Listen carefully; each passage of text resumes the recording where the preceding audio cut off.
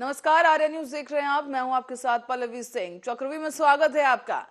आज जिस घटना के बारे में हम बात करने जा रहे हैं वो किसी फिल्मी कहानी से कम नहीं है, जिसके तार 19 साल पीछे जाते हैं। आपको बता दें, प्रयागराज में हाल ही में एक हत्याकांड हुआ है जिसने सियासी गलियारों की जो तापमान है, जो गर्मी है, उसे और भी ज्यादा बढ़ा दिया है। और आपको बता दें कि जो पूरी कहानी रची गई, ये इसके जो तार हैं वो 19 साल पीछे जाते हैं। कहानी के मुख्य पात्र राजूपाल, अतीक अहमद और उमेश पाल हैं। धूमन रोड पर जहां कुछ दिनों पहले ही उमेश पाल की हत्या कर दी गई, उसी रोड पर उसके दोस्त राजू की भी कुछ साल पहले तक हत्या की गई थी। इसका गवाह था उमेश। और आपको बता दें कि दरअसल राजू ने अतीक के भाई को चुनौती दी और शिकस्त दी। साल 2004 की बात है जब उन्होंने हराया, और उसके बाद कुछ ही महीनों बाद जनवरी 2005 में उसका कत्ल हो गया, यानी राजू का कत्ल हो गया।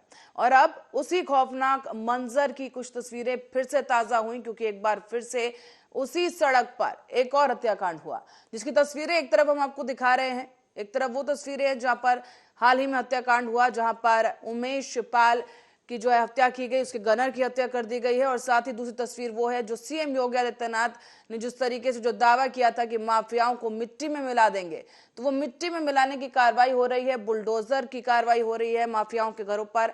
और आपको बता दें कि आज ये जो वारदात हुई है, इस पर जमकर सियासत भी हो रही है। एक तरफ सूबे के मुखिया दावा कर रहे हैं कि माफियाओं को मिट्टी में मिला दिया जाएगा, बख्शा नहीं जाएगा, तो वहीं विपक्षी पार्टी के अध्यक्ष अखिलेश यादव सरकार की कानून व्यवस्था पर सवाल उठा रहे हैं। और इस बीच एक फोटो वायरल होती है जिसमें उमेश हत्याकांड का एक आरोपी अखिलेश यादव के साथ खड़ा हुआ दिख रहा है। मौजूदा स्थिति यह है कि प्रयागराज हत्याकांड के आरोपियों पर योगी सरकार ने सख्त रवैया अपनाना शुरू कर दिया है। मुख्य आरोपी और पूर्व सांसद अतीक अहमद के करीबियों पर बुलडोजर चलाने की जो प्रक्रिया है उनकी संपत्ति पर, वो शुरू कर दी गई है। प्रयागराज पुलिस भी दावा कर रही है कि उमेश पाल हत्याकांड में शामिल अरबाज को मुठभेड़ के दौरान मार दिया गया है। अब आपको सुनाएंगे कुछ बयान और वो कुछ प्रतिक्रियाएं जिनके बाद से सियासी पारा और भी ज्यादा चढ़ गया है। वो समाजवादी पार्टी के द्वारा पोषित माफिया है और उसकी कमर को तोड़ने का काम हमारी सरकार ने किया है। और फिर मैं कहता हूं इसी इस माफिया को मिट्टी में मिला देंगे। सरकार किसकी है? सरकार किसकी है? गफलत में हो। ये माफिया है, इनको मिट्टी में मिलाने का काम करेंगे। अपराधी आप लोग। जब से भारतीय जनता पार्टी की सरकार आई है, कानून व्यवस्था ध्वस्त हुई है। सुप्रीम कोर्ट, हाई कोर्ट ने समय समय पर सरकार को लताड़ा है और सुप्रीम कोर्ट ने यहां तक कहा कि उत्तर प्रदेश में क्या जंगल राज चल रहा है। सरकार ये कहती है कि मिट्टी में मिला देंगे अपराधियों को। जिस तरीके से डायलॉग मारे जाते हैं फिल्मों में, ये सरकार डायलॉग से चल रही है। सरकार डायलॉग से चल रही है। और जिस सरकार का परमानेंट डीजीपी ना हो, एक ही अधिकारी पर इंटेलिजेंस हो, एक ही अधिकारी पे सब कुछ हो, उसके बाद कैसे उम्मीद कर सकते हो कि प्रशासन सही खबर मुख्यमंत्री और सरकार तक पहुंचाएगा? सवाल ये नहीं है, सवाल डायलॉग पे चल रही है सरकार। सरकार को लॉ एंड ऑर्डर ठीक करना चाहिए। जो सरकार अपना डीजीपी नहीं बना पा रही हो, क्या उम्मीद करोगे उससे लॉ एंड ऑर्डर बेहतर होगा? ये वो अधिकारी हैं जो सरकार तक सब इंफॉर्मेशन नहीं जाने दे रहे हैं। इसीलिए मुख्यमंत्री समाजवादी पार्टी ने ही राजनीति का अपराधीकरण किया है। और अभी तो श्री उमेश पाल जी की हत्या के मुख्य साजिशकर्ता के साथ श्री अखिलेश यादव जी की फोटो आपको दिखाई दे रही है। आने वाले समय में जितने भी बड़े बड़े अपराधों के खुलासे होंगे और उन अपराधियों के साथ समाजवादी पार्टी के रिश्ते नाते जगजाहिर हो जाएंगे। इन्होंने सदैव अपराधियों का संरक्षण किया है, अपराधियों को बढ़ावा दिया है, अपराधियों को राजनीति में लाने का काम किया है। जिन अपराधियों के कारण से एक तरह से उत्तर प्रदेश में एक विधायक के हत्यारे के खिलाफ जो मुख्य गवाह, उसकी जिस प्रकार से दिन दहाड़े सरकार ने उनको सुरक्षा भी दे करके रखी थी। उमेश पाल जी को मैं व्यक्तिगत तौर से भी जानता हूं। वह एक संघर्षशील और बहुत ही सामाजिक व्यक्ति थे और पिछले काफ़ी समय से भाजपा से भी वो जुड़े थे। लेकिन जिस प्रकार से उनकी हत्या की गई, वह निश्चित तौर से, या मैं कह सकता हूं कि यह उत्तर प्रदेश के लिए बड़ी घटना है और उमेश पाल जी की हत्या किया जाना यह बहुत दुखद है। और समाजवादी पार्टी का ऐसे अपराध को करने वाले, साजिश रचने वालों के साथ अगर संबंध उजागर हो रहा है तो वो कोई आश्चर्य की बात नहीं है, वह निश्चित तौर से हो सकता है। ने ये कहा है कि देखिए, अब इस तरह से चुनाव ये ट्रायल के ही दौरान इस तरह से घटना होगा तो कौन गवा जाएगा, आप बताइए। कोई जाएगा? सबको अपने जान की प्यारी है।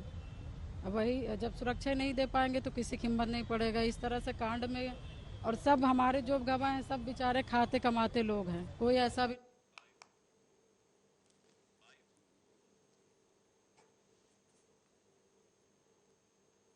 और अब इससे पहले कि हम चर्चा पे जाएं, आपको बता दें कि अरबाज जो कि उमेश पाल हत्याकांड का एक आरोपी था, उसको एनकाउंटर कर दिया गया है। और अरबाज से जुड़ी कुछ अहम बातें समझना भी जरूरी है, वो हम आपको बताएंगे कि उमेश पाल हत्याकांड में अरबाज का क्या रोल था, क्या भूमिका थी। ग्राफिक्स के जरिए आपको समझाते चले कि शूट आउट में जो है कुल 13 शूटर शामिल थे। सूत्रों से खबर मिली है कि 13 शूटर टोटल थे और शूटर्स ने चारों तरफ से फायरिंग करना शुरू कर दिया और हाथ से बम के गोले फेंकना शुरू किया। राजूपाल हत्याकांड का मुख्य गवाह था उमेश, जिसकी हत्या कर दी गई। अतीक अहमद पर उमेश से झूठी गवाही का भी आरोप है। बता दें कुछ साल पहले अतीक के दबाव में उमेश ने झूठी गवाही भी दी थी, उसी के पक्ष में, अतीक के पक्ष में। और अरबाज जो है, जिस पर यह आरोप लग रहा है कि वो क्रेटा कार लेकर आया था जिसमें वो शूटर बैठे थे और वो वहां से निकले और उमेश पर धड़ाधड़ फायरिंग कर दी, तो वो पूर्व सांसद अतीक अहमद का ड्राइवर रह चुका है। अतीक अहमद की गाड़ी चलाया करता था अरबाज। और शूटआउट में कुल 13 शूटर के नाम शामिल आए हैं, जिन्हें चिन्हित कर लिया गया है। पुलिस ने 10 टीमें गठित की हैं जो उनकी तलाश कर रही है। शूटर्स ने चारों तरफ से अंधाधुंध फायरिंग शुरू की। राजूपाल हत्याकांड का मुख्य गवाह था उमेश, जिसकी हत्या कर दी गई। और साथ ही आपको बता दें कि अतीक अहमद पर उमेश से झूठी गवाही का भी आरोप इससे पहले लग चुका है। और उमेश पाल की हत्या में जिस क्रेटा कार का इस्तेमाल किया गया था, वो जो गाड़ी थी अरबाज चला रहा था, उसी गाड़ी में बैठाकर वो शूटर्स को लेकर आया। और उसके बाद पूर्व सांसद अतीक अहमद का करीबी अरबाज माना जाता था और सूत्रों से जानकारी है कि वो काफी करीबी था। अतीक अहमद की जो गाड़ी चलाता था अरबाज, और साथ ही इस शूटआउट में अरबाज की अहम भूमिका रही, जिसका एनकाउंटर कर दिया गया है। नेहरू पार्क में उसका एनकाउंटर किया गया।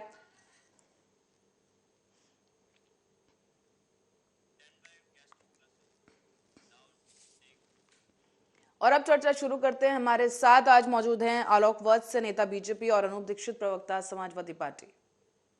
अब दोनों गेस्ट का बहुत बहुत स्वागत सर आर्य न्यूज पर।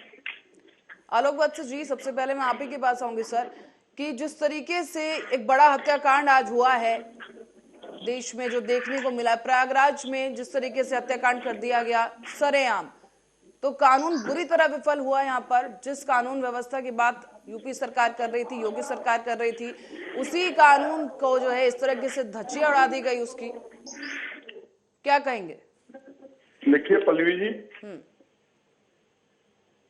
आज उत्तर प्रदेश में इस तरीके की जो घटना हुई है ये शर्मनाक है, हिला के रख देने वाली है। लेकिन आप इस चीज को भूल रही हैं कि घटनाक्रम के साथ ही त्वरित कार्रवाई हुई है। एक को गिरफ्तार कर लिया गया है और एक को काउंटर कर दिया गया है। और जो मुख्य आरोपी है असद अहमद, उसकी तलाश जारी है। और जो जफर आलम, जिसका मेन अक्यूज वो भी था, उसके भी घर को जमींदोज कर दिया गया है। तो आज की डेट में देखिए, आप अगर मैं आपको ऐसा कहूं कि हमारे पावर में आ जाने के बाद कहीं कुछ नहीं होगा, तो ये तो अतिशयोक्ति होगी। समाज ठीक है, इतना आपने मुझे बहुत अच्छी घटना याद दिलाई, लेकिन मैं भी आपको याद दिलाऊंगी कि जब आप लोग सरकार में आए थे, सत्ता में आए थे, दोबारा आपको जनादेश मिला और योगी सरकार फिर से एक बार सत्ता में आई, 2.0 सरकार, और उस दौरान आप ही की तरफ से कहा गया था कि 100 दिनों में संगठित अपराध को खत्म कर दिया जाएगा, ये जो आरोपी होंगे जेल के अंदर होंगे। आप ही की ये जुबानी है। आपको बता दूं कि बीजेपी पार्टी की तरफ से कहा जा रहा था, हर नेता हर विधायक इसी बात को लेकर बार बार पीठ थपथपा रहा था, कानून व्यवस्था को लेकर पीठ थपथपाई जा रही थी, जीरो टॉलरेंस की नीति को लेकर काफी ज्यादा जुमलेबाजियां हुई। लेकिन अब जो घटना ये हुई है इसकी भी जवाबदेही तो आपको देनी पड़ेगी ना। अब आप ये कैसे कह सकते हैं कि कार्रवाई हो रही है, ठीक है मान लिया कार्रवाई हो रही है, बुलडोजर चल रहा है माफिया पर, लेकिन उसके बावजूद इस तरह की घटना घटी है तो इसके बारे में भी सरकार को बोलना पड़ेगा कि हाँ चूक हुई है, गलती हुई है। तो हम तो आपको बोल ही रहे हैं। हमने कब कहा? हमने कहा शर्मनाक घटना है, ये चूक हुई है कहीं ना कहीं। लेकिन आज क्या ये वही उत्तर प्रदेश है जो पहले का उत्तर प्रदेश था? आज यहाँ 33.50 हजार करोड़ का निवेश माहौल देख के लोग कर रहे हैं या बगैर माहौल देखे कर रहे हैं? 1 लाख रुपया भी कोई यहाँ लगाने को तैयार नहीं होता अगर यहाँ का माहौल योगी जी अपने नेतृत्व में ठीक नहीं कर दिए होते तो। चलिए ठीक है, जो अनूप दीक्षित जी के पास चले थे। चूक हुई है, ठीक है, लेकिन सरकार की तरफ से हम सोए नहीं बैठे हुए हैं। ठीक है, हम पाताल से भी खींच के ले आएंगे उसको। ठीक है आलोक जी, सुन लिया आपको। अब चलते हैं, ठीक है, अनूप जी के पास चलेंगे। अनूप जी, अखिलेश सरकार को यही दोष था, यही उनको समस्या थी कि सरकार के दावे झूठे साबित हो रहे हैं। लेकिन अब जैसे कि सीएम योगी आदित्यनाथ ने संसद में कहा, भवन में कहा कि जिस तरीके से सदन में कहा गया कि जो भी माफिया हैं उन्हें मिट्टी में मिला दिया जाएगा और तत्काल प्रभाव से कार्रवाई भी योगी सरकार कर रही है। प्रदेश सरकार कार्रवाई कर रही है और यदि उत्तर प्रदेश सरकार गंभीरता से कार्रवाई कर रही होती तो वो शायद इस तरह की दर्दनाक घटना देखने के लिए हम लोग के सामने नहीं आती। और इस घटनाक्रम ने, उमेश पाल हत्याकांड ने उत्तर प्रदेश सरकार के खोखले दावों की पोल खोल कर रख दी। याद तो भी हम डिबेट में बैठे थे कानपुर कांड में, तब भी इसी चीज की बहस चल रही थी। इतना बड़ा घटनाक्रम, आज एक अखबार में मैं देख रहा था कि जिस अपराधी का एनकाउंटर हुआ है वो 50,000 का इनामी था। और अगर 50,000 का इनामी एनकाउंटर मतलब बदमाश बाहर घूम रहा है तो उत्तर प्रदेश सरकार कहाँ थी? कहाँ थी इनकी एलआईयू, कहाँ थी इनकी इंटेलिजेंस? इतना हाईलाइटेड केस राजू पाल, विधायक राजू पाल हत्याकांड का इतना प्रमुख गवाह और इतनी दर्दनाक घटना हो जाती है और उसके साथ में उसका गनर, हमारे उत्तर प्रदेश पुलिस का एक वीर जवान शहीद हो जाता है। कहाँ थी इनकी एयरलाइन, कहाँ था इनका इंटेलिजेंस? ठीक है अनूप जी, लेकिन उस पर भी आएंगे, सवाल पूछेंगे। लेकिन जो फोटोज वायरल हो रही हैं, आप देख पा रहे हैं वीडियो में भी, अखिलेश यादव के साथ एक आरोपी शामिल जो था इस पूरे हत्याकांड में, वो भी फोटो खिंचवा रहा है। तो ये जो आरोप लग रहे हैं समाजवादी पार्टी पर, अनूप जी, ये जो आरोप लग रहे हैं समाजवादी पार्टी पर कि आरोपियों को और माफियाओं को संरक्षण देती है, तो फिर ऐसे में कैसे गलत हो गई आरोप? आप आरोपियों को टिकट दे रहे हैं, माफियाओं को टिकट दिया जा रहा है समाजवादी पार्टी की तरफ से, फोटोज खिंचवाए जा रहे हैं और उसके बाद भी कह रहे हैं कि हम पे झूठे आरोप लग रहे हैं। पल्लवी जी, समाजवादी पार्टी कभी माफियाओं की पचरल नहीं रही। और दूसरी चीज, इस समय शाइस्ता जी बहुजन समाज पार्टी की नेता है, अतीक खान जी की पत्नी, समाजवादी से पार्टी से उनका कोई सारोकार नहीं। पर अतीक का तो था ना, अतीक अहमद तो साइकिल के चिन्ह पर चुनाव लड़ा, विधायक बना, सांसद बना। साइकिल के चिन्ह पे चुनाव लड़ा, उस समय वो समाजवादी पार्टी में आए, शामिल हुए, चुनाव लड़े और उसके बाद उन्होंने पार्टी अपनी बदल ली थी, वो बसपा में चले गए। पर आपने उन्हें टिकट तो दिया ना, आपका चिन्ह तो इस्तेमाल हुआ ना, तब क्यों आपने वहां पर उन्हें चुनाव लड़ने दिया? सबसे पहला सवाल तो यही। क्या उस वक्त समाजवादी पार्टी को नहीं पता था अतीक अहमद का वहां पर क्या बाहुबली हैं वो, उनका किस तरह का रसूख है, क्या कुछ बैकग्राउंड है, क्या वो नहीं पता था समाजवादी पार्टी को? पल्लवी जी, ये इन चीजों पे मैं अभी इसलिए नहीं बता सकता कि ये समाजवादी पार्टी की ज्वाइनिंग कमेटी तय करती है कि किन सूरत पे किसको पार्टी में लेना है और किसको नहीं लेना है। बहरहाल मैं ये जानता हूं कि जब समाजवादी पार्टी की ज्वाइनिंग कमेटी को ये आभास हो गया तो उन्होंने तत्काल अतीक अहमद जी को बाहर का रास्ता पार्टी से दिखाया। अभी आप दो बातें कह रहे हैं, अभी आपने कहा कि उन्होंने पार्टी छोड़ दिया, अब आप कह रहे हैं उन्हें पार्टी से बाहर कर दिया गया, या तो आप स्पष्ट नहीं है अपनी बात को लेकर? मेरा कागज ठीक वहाँ है, पे छूट गया है। आलोक जी के पास चलेंगे। आलोक जी, आपने सुना अनूप जी ने भी जो भी कुछ कहा, आपकी क्या प्रतिक्रिया है, क्या कुछ काउंटर करना चाहेंगे आप? आप मेरे से पूछ रही हैं? जी एक बार जरा प्रश्न रिपीट कर दीजिए। आलोक जी, अनूप जी की बात आपने सुनी है, क्या काउंटर करना चाहेंगे, क्या प्रतिक्रिया चाहेंगे आप सर देना? मैं क्या काउंटर करूं अनूप जी का? ये कह रहे हैं कि इससे हास्यास्पद सेंटेंस, और ये क्या बोल सकते हैं कि समाजवादी पार्टी कभी भी गुंडों मवालियों की पार्टी नहीं रही है। अरे ये पार्टी रही है सिर्फ गुंडों और मवालियों की। कौन है मुख्तार अंसारी, कौन है अतीक अहमद, किसके दल में शामिल थे वो? कौन है ये जिन्होंने जौहर यूनिवर्सिटी बनाई और जिनके बेटे को 2-2 बार निरस्त कर दिया जिनका चुनाव? कौन है ये लोग? सरकार के नजर में सब अपराधी हैं और इनको प्रश्रय देने का काम अगर किसी ने वहां किया है तो ये समाजवादी पार्टी ने किया है, और नहीं तो बहन मायावती जी ने किया है। इसके अलावा और किसी ने ऐसा काम नहीं किया है। पर आलोक जी, सवाल उठ रहे तो ये भी लाजमी है ना कि सर सत्ता में तो अब आप हैं, समाजवादी पार्टी ने तब क्या किया, किसे टिकट दिया, बात अब वो नहीं रह गई है। इतने समय से बीजेपी पार्टी जो है उत्तर प्रदेश की सत्ता संभाल रही है, लेकिन इसके बावजूद इस तरह के कांड हो रहे हैं, सरेआम हत्या कर दी जा रही है। तो क्या लगता है आपको, कहाँ चूक रही है, कौन है जो इस तरीके से कर रहा है, कौन जिम्मेदार है इसका? पल्लवी जी, बहुत गंदगी थी, बहुत गंदगी थी। साफ होते होते होते होते ये चिटपुट अब जो बच गया है ये भी खत्म होगा। इसकी जड़ तक जाएंगे, पाताल से खोद के ले आएंगे, लेकिन जो भी इस कांड में लिप्त है उसको सजा दिलाकर रहेंगे। ये योगी की सरकार है, ये मोदी की सरकार है। हम भ्रष्टाचार के साथ, मवालियों के साथ, अपराधियों के साथ, हमारा 36 का आंकड़ा है। और आज प्रदेश प्रगति के जिस $1 ट्रिलियन इकोनॉमी की तरफ बढ़ रहा है, उसमें वहां हमें ऐसा माहौल चाहिए कि जहां पर हमारे 33,50,000 करोड़ के निवेशक जो आए उनको एक सहज और माहौल मिले। आज वहां 21 एयरपोर्ट का निर्माण कर रहे हैं हमने लाखों लोगों को शौचालय दिया, लाखों लोगों को घर दिया।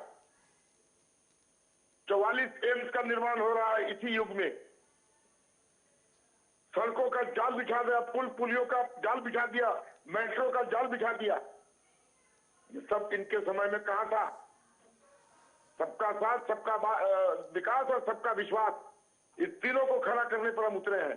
ठीक है, आज हम सरकार में हैं और जो शर्मनाक घटना हुई है उसके लिए हमको दोष ठहराना उचित है, लेकिन हम सोए हुए नहीं हैं। पर आलोक जी, मैं जानना चाहूंगी कि उस जुमले का क्या हुआ कि 100 दिनों के अंदर संगठित अपराधियों को खत्म कर दिया जाएगा।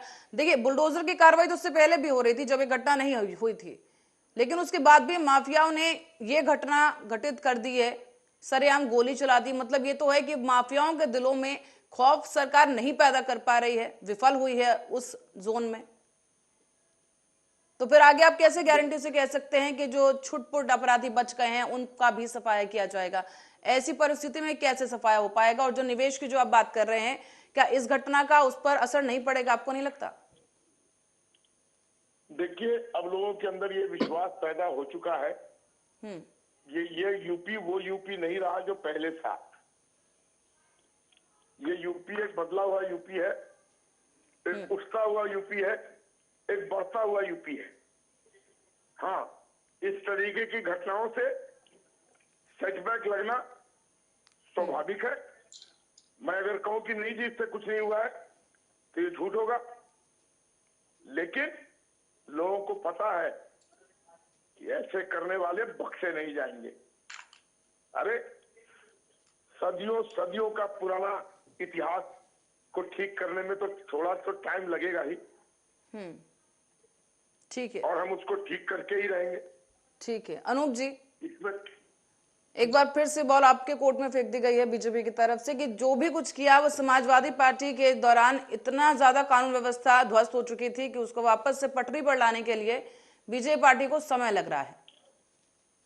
तो मैं आपसे पूछना चाहूंगी कि ये जो तमाम जो अपराधियों के नाम जुड़ते आए हैं समाजवादी पार्टी के साथ, फिर चाहे वो नाहिद हसन हो, मोहर्रम पप्पू हो, अतीक अहमद हो और अशरफ हो, तो इससे कैसे बचेंगे आप? कैसे अपना पिंड छुड़ाएंगे? क्योंकि समाजवादी पार्टी के साथ ये नाम ऐसा है कि जैसे चिपक गए हैं, और जब जब समाजवादी की बात होती है ऐसे माफियाओं का जिक्र जरूर होता है।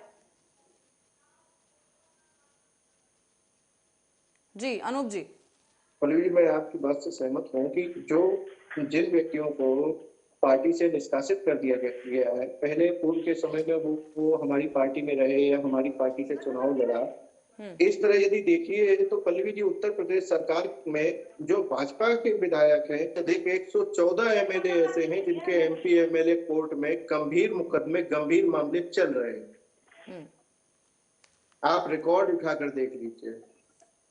और दूसरी चीज, जैसा कि बार बार आरोप समाजवादी पार्टी के ऊपर लगा दिया जाता है, मैं ये नहीं कहता कि समाजवादी पार्टी के कार्यकाल में कुछ गलतियां नहीं हुई।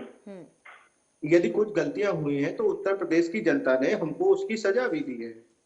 ठीक है अनूप जी, जिन नामों का आप जिक्र कर रहे हैं, मैं चाहूंगी आप वो नाम अगर एक दो ले लें तो फिर मैं सवाल पूछने में मेरे लिए आसानी हो जाएगी।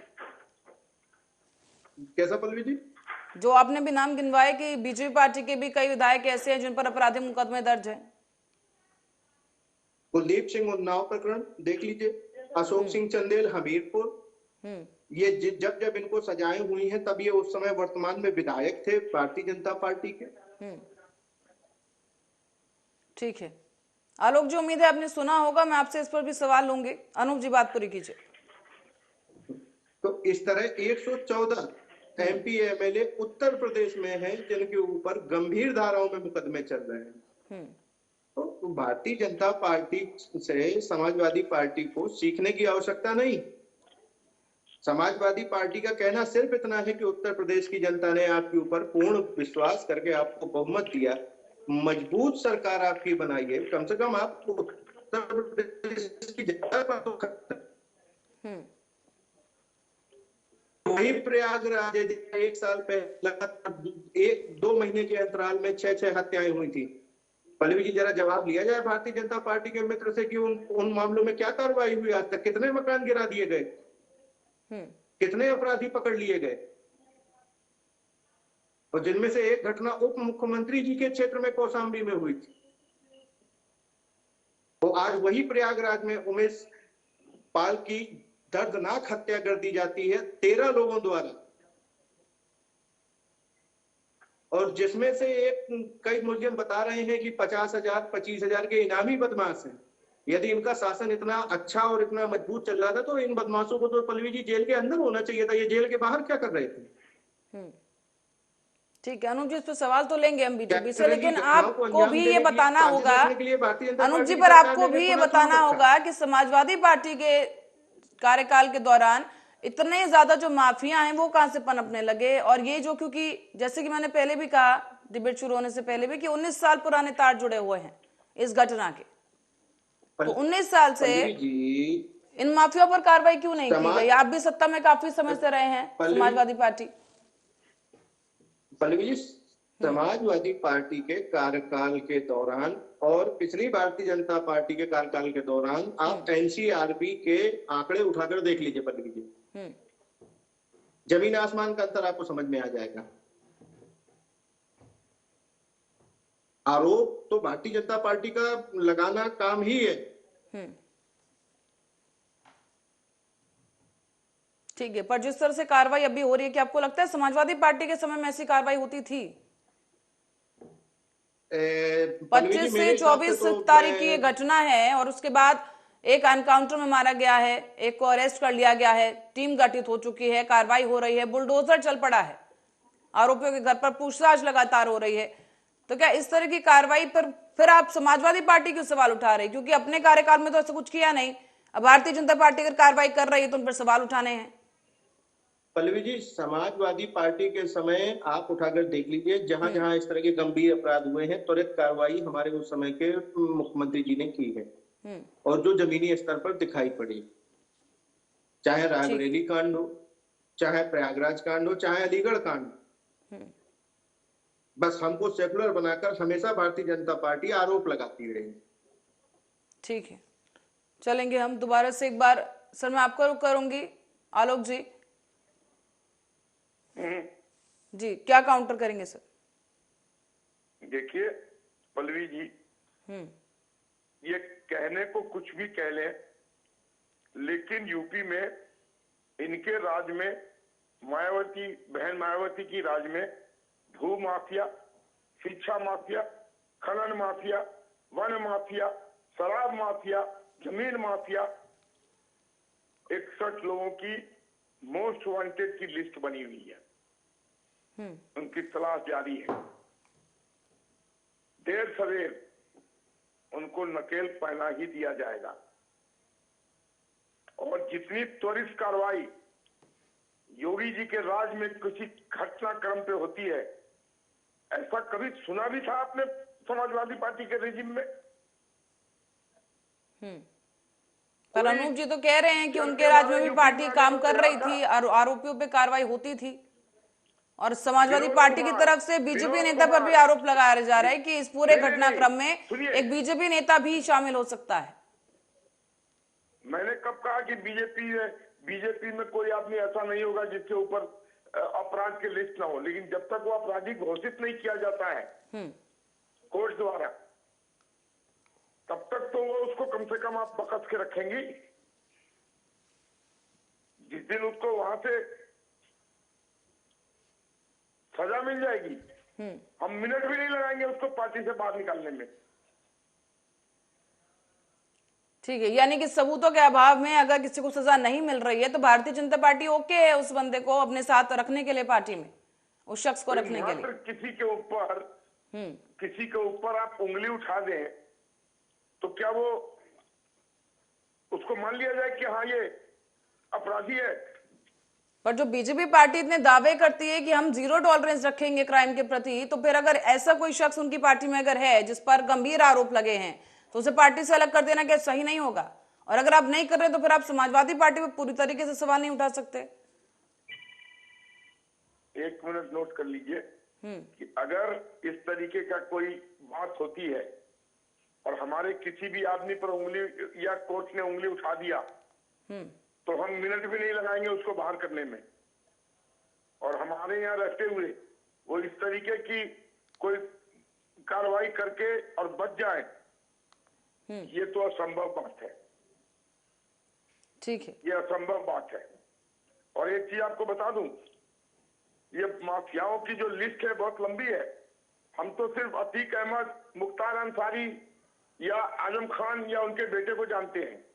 विनोद कुमार, संजीव सलीम, संजीव नाला, सुधीर मैकर, विश्वास नेपाली, बदन सिंह भट्टो, रिजवान जहीर, बबलू श्रीवास्तव, सुनील राठी, ब्रजेश सिंह, लल्लू यादव, त्रिभुवन सिंह, अनेकों ऐसे लिस्ट है जो इनके राज में पनमे हैं, जन्मे हैं, पनपे हैं, और जिन्होंने वहां पर अपराध किया है, जमीन को कब्जा किया है। आज वो सब हमारे रडार पे हैं। एक को भी नहीं बख्शेंगे माननीय योगी जी। मिट्टी में मिलाकर ही दम लेंगे हम। ठीक है आलोक जी, इस बीच सदन में जिस तरह से बयानबाजियां हुई, एक दूसरे पर आरोप प्रत्यारोप लगे, सीएम योगी आदित्यनाथ और अखिलेश यादव बिल्कुल आक्रामक तरीके से एक दूसरे पर उस वक्त आरोप लगाते दिखे, तो कहीं ना कहीं सदन में जिस तरह की भाषा का इस्तेमाल किया गया है वो भी अब सवालों के घेरे में आ गई है। अब बहुत जुमले फेमस हो रहे हैं इस वक्त, इस दौरान, कि गाड़ी पलटा दी जाएगी और एनकाउंटर हो जाएगा, बुलडोजर चला दिया जाएगा, मिट्टी में मिला देंगे। इस तरह की जो जुमले फेमस हो रहे हैं, क्या संदेश जनता में जा रहा है? मिट्टी में मिला देने की बात तो माननीय योगी जी ने कही है, और हम सब उस सपोर्ट में खड़े हैं कि हाँ मिट्टी में मिला देंगे जो भी अपराधी करेगा या कोई इस तरीके का वारदात करेगा। लेकिन गाड़ी पलटना और ये सब जो बातें हैं, ये किसी का व्यक्तिगत सोच हो सकता है, ये पार्टी का सोच नहीं है। ठीक है, पर इन दोनों बातों को एक साथ जोड़कर देखा जा रहा है कि मिट्टी में मिला देना और गाड़ी पलटवा देना, दोनों का मतलब एक ही है। अब जिसको जो मतलब निकालना है निकाले, उससे हमें कोई लेना देना नहीं। ठीक है, अनूप जी के पास जाएंगे। अनूप जी, जिस तरीके की भाषाबाजी हुई है सदन में और जो आरोप जिस तरह से सीएम योगी आदित्यनाथ ने सीधे तौर पर लगा दिए हैं कि समाजवादी पार्टी माफियाओं का, अपराधियों का संरक्षण करती है, इस पर अब क्या कहेंगे? क्योंकि जनता सब जानना चाहती है। आप लोगों को पहले भी सत्ता में आने का मौका मिला, लेकिन जनता ने पूरी तरह से नकार दिया है और अब इस बीच और कुछ ऐसे आरोप लग गए समाजवादी पार्टी पर। पार्टी जी, भारतीय जनता पार्टी का काम ही है समाजवादी पार्टी के ऊपर आधार आरोप लगाकर राजनीति करना। समाजवादी पार्टी में अगर कुछ कमियां थी तो उत्तर प्रदेश की जनता ने समाजवादी पार्टी को दंड दिया सत्ता से दूर रखकर। आप देखिए ना, 2017 में हमारे पास सिर्फ 55 विधायक थे। 2022 में हम पुनः चुनाव में गए। उत्तर प्रदेश की जनता ने हमको और अधिक स्नेह दिया और एक मजबूत विपक्ष की भूमिका अदा करने के लिए आज हम सदन में बैठे हैं। इसके बाद हम आगे की तैयारी कर रहे हैं। हो सकता है कि भारतीय जनता पार्टी का झूठ हम अपने सच के सामने नहीं जनता के सामने रख पाए। अब हम उत्तर प्रदेश की जनता के सामने एक एक चीज, एक एक आंकड़े रखेंगे। जब उत्तर प्रदेश की जनता इन चीजों को समझेगी तो ऐसा नहीं है कि समाजवादी पार्टी के पक्ष में आकर खुलेआम मतदान नहीं करेगी। और इसी उम्मीद के साथ हम 2027 की पूर्ण रूप से तैयारी में लगे हुए हैं। पर अनूप जी, ऐसी परिस्थितियों में जनता का भरोसा जीत पाना समाजवादी पार्टी के लिए कितना मुश्किल होने वाला है? जनता का स्नेह बराबर हमको मिल रहा है पल्लवी जी, और जनता का ही विश्वास है कि 2022 में हम 130 सीटों में आए। ठीक है, लेकिन जो माफियाओं के नाम समाजवादी पार्टी के साथ जोड़ रहे हैं, अतीक अहमद एक और नाम जुड़ गया दोबारा से, एक बार फिर से अतीक अहमद का नाम उछला है कि आप एनसीआरबी के आंकड़े उठाकर देख लीजिए। यदि उत्तर प्रदेश के अंदर भारतीय जनता पार्टी से अधिक माफिया समाजवादी पार्टी में निकल आए तो पल्लवी जी मैं डिबेट छोड़ दूंगा। पर सर, क्राइम रेट की अगर बात करें तो वो तो कम हुआ है ना? आंकड़े उठा के देख लीजिए पल्लवी जी, एनसीआरबी के आंकड़े पलटिए। आंकड़े उठाने के बाद ही मैं सर बात कर रही हूँ कि क्राइम रेट तो जब उस समय था उससे कम हुआ है। पल्लवी जी, इधर 2022 के बाद का तो मैंने नहीं देखे हैं, लेकिन 2022 के पहले तक मैं आश्वस्त हूँ कि समाजवादी पार्टी में क्राइम रेट कम था। ठीक है, उसके एवज में कई बार डिबेट में मैंने भाजपा प्रवक्ताओं के मुंह से ये सुना है कि समाजवादी पार्टी के लोग एफआईआर ही नहीं लिखने देते थे, इस वजह से एनसीआरबी के आंकड़े इस तरह के। ये आरोप भी मैं सुन चुके हैं। आलोक जी से पूछना चाहूंगे। आलोक जी, आरोप लग रहा है कि आप लोग एफआईआर नहीं लिखने देते हैं, इसीलिए आंकड़े कम हो रहे हैं। जब समाजवादी पार्टी के लोग शुचिता की और इस तरीके की बातें करती है तो मुझे अपने आप पे शर्म आ जाती है। अरे आप तो उसके जन्मदाता थे, पैदाइशी आपके राज में गुंडों, मवालियों और गैंगस्टर्स की हुई और कमी बेसी पूरा कर दी मायावती जी ने। ये तो पहली बार है जो बुलडोजर साफ कर रहा है सारे व्यवस्था को। जितने भी इस तरीके के कोण है समाज में, जो इस तरीके के लोग हैं जिन्होंने समाज में गंद फैलाने का, दहशत फैलाने का, बहू बेटियों के साथ गलत करने का काम किया है, जिसके रोंगटे खड़े हो रहे हैं वो योगी राज में खड़े हो रहे हैं। और आज उत्तर प्रदेश की जनता इस चीज को जानती है, पहचानती है, परखती है, तभी हमें दोबारा सत्ता मिलाई है। और पर आलोक जी, आप कैसे कह सकते हैं इतने कॉन्फिडेंस से बात, क्योंकि हाल ही में जो सरेआम हत्याकांड हुआ है, जनता तो मुझे लग रहा है कश्मकश में आ गई है कि पहले भी यही हाल था, अब भी यही हाल है, इस सरकार को चुने। एक गवाह की हत्या कर दी गई और अभी हाल ही में हमने एक बाइट भी सुनवाई थी। समाजवादी पार्टी की खुद की नेता कह रही हैं कि डर लगेगा, ऐसे में कौन गवाही देने आएगा? मैं आप पल्लवी जी, इसके पहले कानपुर कांड में इनका प्रशासन बेकाबू हो गया। इनके प्रशासन ने ही मां बेटी को जिंदा जला दिया। जी अनूप जी, आएंगे उस पर। जी अभी नहीं करता हूँ, लेकिन ऐसा अमेरिका, इंग्लैंड में भी घटनाएं होती हैं। ऐसा नहीं है कि विश्व में कोई ऐसा देश नहीं है जहां पर अपराध नहीं होता हो, लेकिन अपराध के प्रति सरकार का क्या रवैया है, ये पहली बार प्रदर्शित हो रहा है उत्तर प्रदेश में कि नो टॉलरेंस पॉलिसी पर हम काम कर रहे हैं। हम उनकी जड़ों तक पहुंचने का काम कर रहे हैं और उनको हम सबक सिखाने का काम कर रहे हैं। पर नहीं और है अभी कि कितना सरकार वक्त आगे- लगेगा आलोक जी, और कितना वक्त लगेगा? देखिए, इन चीजों का कोई घड़ी में देखकर या जन्मपत्री देखकर कोई समय और दिन नहीं तय किया जा सकता है। यहाँ पर आप कह रहे हैं लिस्ट आपके पास है आरोपियों की, माफियाओं की, तो फिर उन्हें पकड़ने में देरी किस बात की? पूरा प्रशासन आपका है, सत्ता आपकी है, पकड़ते क्यों नहीं फिर उन्हें? क्या वो पल्लवी जी चौराहे पे बैठे हुए हैं कि हम जाएं और उनको पकड़ के ले आए? पर रिसोर्सेज तो है सर आपके पास, तो फिर क्यों उनका इस्तेमाल नहीं किया जा रहा? We are using all guns. We are using all resources. और अति शीघ्र हम इनको पकड़ लेंगे, जहां कहीं भी होंगे पताल से भी खोद के ले आएंगे, लेकिन लाएंगे जरूर। चलिए ठीक, ये मैं आपको वादा कर सकता हूँ। ठीक है सर, क्लोजिंग स्टेटमेंट में चाहूंगे अनूप जी, पहले आप। पल्लवी जी, मेरा सिर्फ एक पूछना मेरे भाजपा के मित्र से ये है, भाजपा की उतनी देर से इतनी नीतियां मैं सुन रहा हूँ और सुशासन की इतनी बातें मैंने भाजपा के मित्र की सुन ली। ये जो 13 लोग इस उमेश पाल हत्याकांड में शामिल थे, इनके हिसाब से सारे अपराधी थे और प्रत्येक अपराधी के ऊपर 50,000, 25,000, 20,000 इनामी बदमाश थे। प्रयागराज के अंदर वकील सदाकत खान के कमरे में साजिश रची जा रही थी, तब इनका एलआईयू, तब इनका प्रशासन कहां था? और क्यों इस तरह संगठित अपराध घटने की इंतजार किया जा रहा था? क्या कि जब ये संगठित अपराध घट जाएगा उसके बाद योगी सरकार बुलडोजर निकालेगी अपना?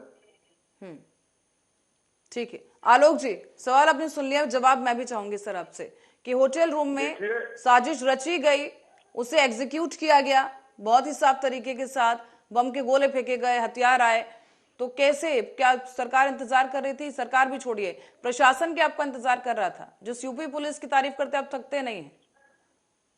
देखिए, चूक हुई है, हमको उसको मानने में कहीं से कोई गुरेज नहीं है, लेकिन हमारी नीयत देखिए, आप हमारे प्रशासन की मुस्तैदी देखिए, हमारी चुस्ता दुरुस्ता देखिए। एक अपराधी मारा गया, एक गिरफ्त में है और के ऊपर दबिश जारी है, एक का घर बुलडोज कर दिया। हमारी कार्रवाई न रुकेगी, विकास का पहिया हम रुकने नहीं देंगे, अपराध का पहिया हम बढ़ने नहीं देंगे। ठीक, जो थमने की कवायद है उसको हम 24 घंटे उस पर सजग प्रयास करके उसको हम आगे नहीं बढ़ने देंगे। ये देश और प्रदेश की जनता का ये विश्वास है हमारे प्रति कि इन लोगों के आने के बाद हमें सुख चैन और राहत की जिंदगी मिलेगी, और वो मिल रही है। चलिए ठीक है, बहुत बहुत धन्यवाद आप दोनों ही गेस्ट का चर्चा पर हमारे साथ जुड़ने के लिए। आलोक जी हमारे साथ जुड़े और अनूप दीक्षित जी हमारे साथ समाजवादी पार्टी से रहे इस चर्चा में। और आपको बता दें कि प्रयागराज में हुए राज्यपाल हत्याकांड के गवाह उमेश पाल की हत्या को लेकर ये भिड़ंत हो रही है। समाजवादी पार्टी और बीजेपी एक बार फिर से आमने सामने है, सियासत और भी ज्यादा तेज हो गई है, राजनीतिक गलियारों में तापमान और भी ज्यादा बढ़ गया है। सूबे के मुखिया का बुलडोजर इस संगठित अपराध का सफाया करने में कामयाब होगा या नहीं, ये देखना होगा। हालांकि बीजेपी पार्टी की तरफ से शुरुआत से ही अब तक यही बात कही जा रही है कि हम माफियाओं को, अपराधियों को छोड़ेंगे नहीं। कार्रवाई हो रही है, हाँ चूक जरूर हुई है जो इतना बड़ा हत्याकांड हुआ, लेकिन अब जो भी इसमें दोषी हैं उन पर कार्रवाई की जा रही है। चक्रव्यूह में आज के लिए इतना ही, देखते रहिए आर्या न्यूज।